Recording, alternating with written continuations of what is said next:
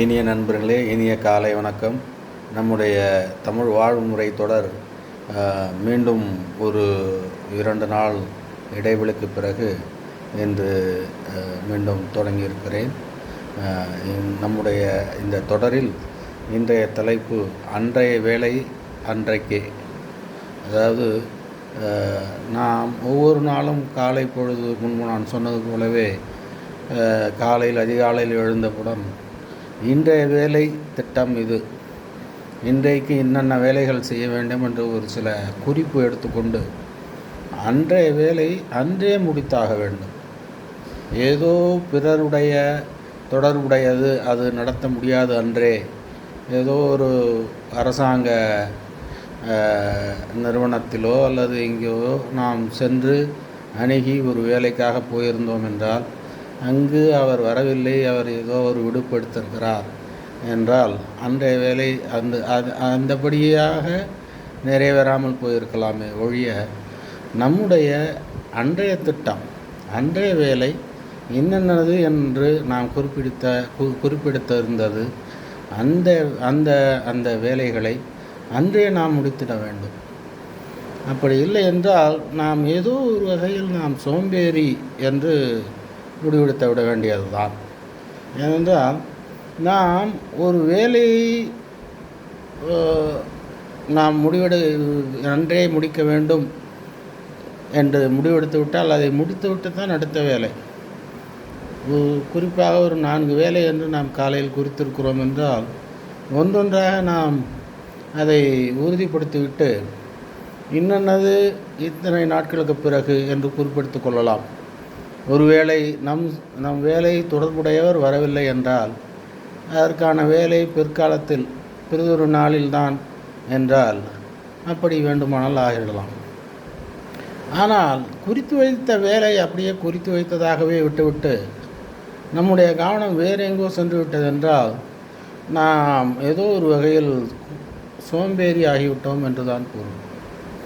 ஆனால் அது எந்த வகையில் எவ்வளவு தூரம் நன்மை அளிக்கும் என்றால், ஒரு குறுகிய கால திட்டம், குறுகிய கால குறிக்கோள், நீண்ட கால குறிக்கோள் என நாம் வைத்திருப்போம். Short term goal, long term goal என்று வைத்திருப்போம். அதுபோல் நம்ம குறுகிய கால திட்டங்களுக்கு அது உதவும். அது ஒரு வகையில் சிறு சேமிப்பு போல சின்ன சின்ன திட்டங்களும் அதை செயல்படுத்தி அன்றன்றே அதை முடித்து விட்டோம் என்றால், அதை மாதக்கணக்கில் எடுத்து வைத்து பார்த்து கொண்டால் நிறைய வேலைகள் நாம் செய்து சாதித்திருப்போம். நீண்டகால குறிக்கோள் தொடர்புடைய வேலைகளும் அதிலே இருக்கும்.